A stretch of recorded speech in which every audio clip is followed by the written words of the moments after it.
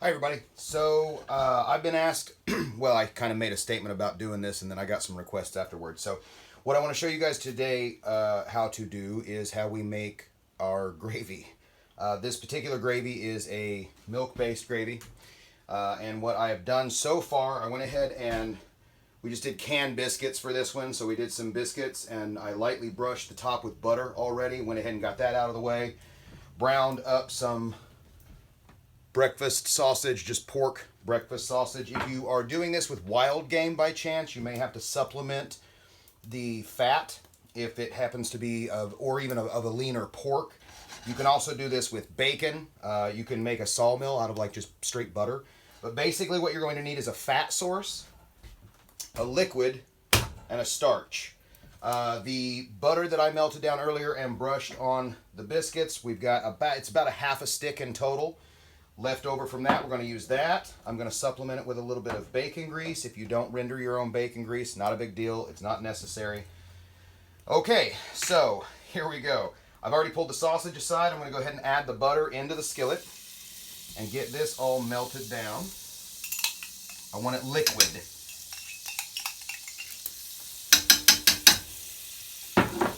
Again, I've got that rendered pork fat from the sausage from before.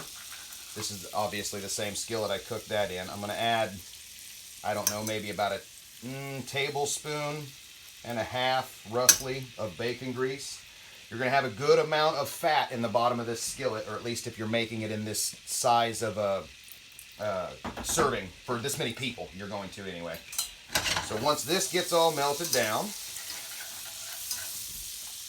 you're also going to do this at a relatively high heat. This is an electric stove. I've got it right around just a hair under high, kind of between that 8 and 9 mark.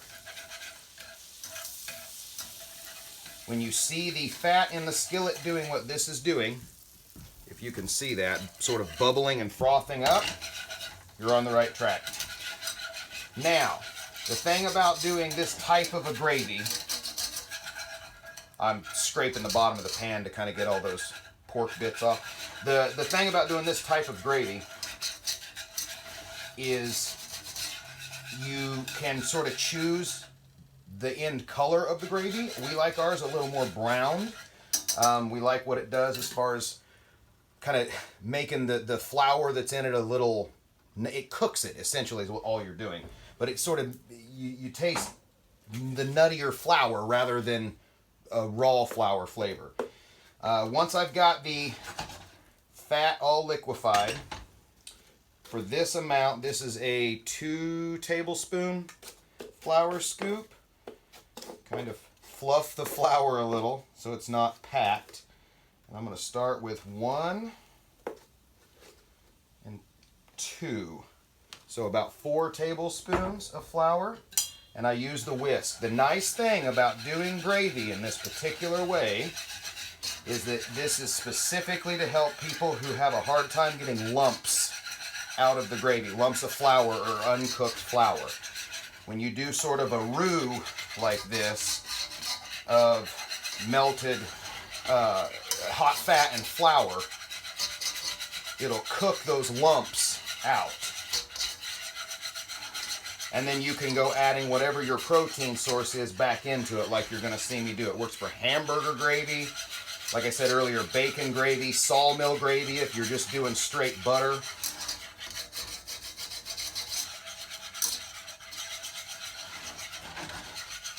And we like ours pretty browned up because when you go adding that milk to it, it pales the color quite a bit. Turn the heat up a little bit more. Keep it moving. Try not to walk away from it if you can help it, or if you do, for not very long. It takes a shockingly small amount of time before that flour sticks to the bottom of your skillet and is burned. And if it burns, you're not recovering it. Just start over. You can smell it. And we're getting right about there. It's almost the color of maybe a coffee with creamer in it, maybe. Sort of a nice brown color. See if I can grab the camera real quick. Actually, no, I'm not going to do that because we're going straight in for the milk. Now, this will start boiling immediately. Keep stirring. It's going to make a paste pretty quick. You want to keep adding milk in, but do it at a speed that allows it to continue to bubble and boil, and that helps to keep the lumps out. It drops that temperature pretty quick though. Keep stirring, keep stirring. Get that milk in there. Also helps if you happen to have a second hand, but if you don't, you make do, right? It's thick already. Once it starts getting to sort of, what would this consistency be? A stew, maybe? It's not real thick, but not real thin. Again, keep it moving. You'll get all those bits off the bottom of the skillet.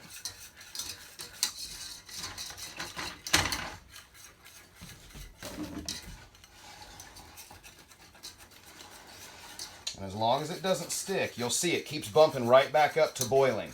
That's where you want it to be. You sort of walk that line between it being too runny and boiling. Once you start to get to about the volume of gravy that you're aiming for, cut the heat back a little bit. Give yourself a little more breathing room. Oh, it smells great.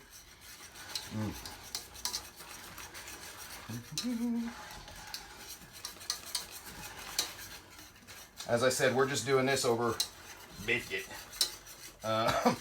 This works like if, say you want to do like an open face sandwich or a chicken or beef Manhattans. Say chicken, for example. You would just still use the flour, but instead of milk, do like chicken stock or something. And then again, brown the flour, add the liquid in it, keep moving it, or keep it moving, excuse me. When it starts to get just a little too thick, add a little more milk. I bet I'm adding less than 1/4 cup at most when it gets to this stage. In that beginning, you saw, if you could see through the steam, it's getting added in relatively quickly. That liquid will hit that skillet and boil immediately, and it'll start to thicken that flour. You want it to not turn into paste too quickly. So it's a little at a time, little at a time, little at a time. You just work, keep working at it. Don't walk away, and keep the liquid moving are probably the two biggest things I would recommend.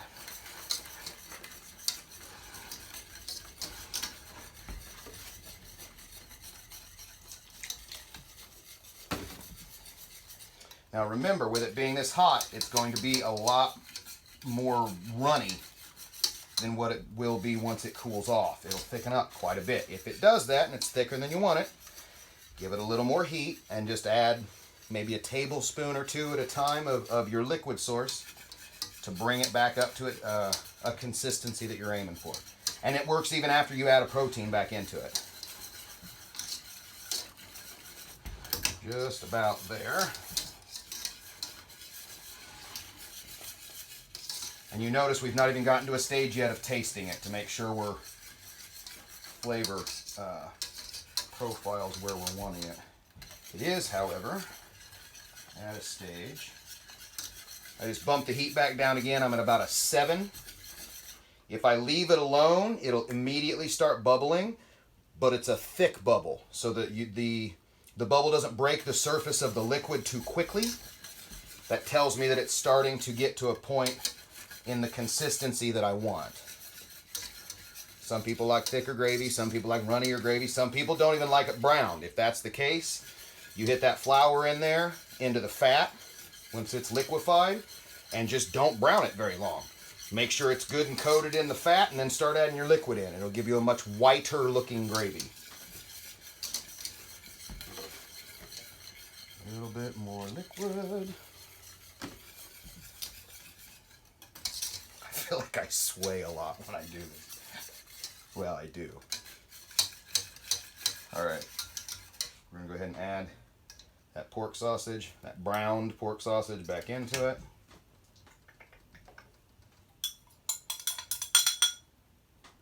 Get all those bits.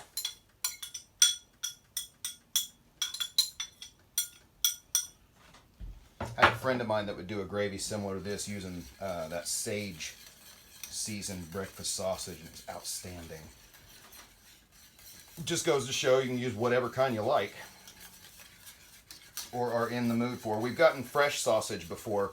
It's one of the reasons I mentioned the thing about the fat earlier in the skillet. That was like farm fresh, and it was really lean pork. So I ended up supplementing with bacon grease and butter. Or margarine, if that's what you've got. You can do a real nice sawmill just by, I referenced that a couple of times, of the butter or margarine. Get your flour going in the fat, and then once it's to the point you like it, just salt and pepper to taste, and done.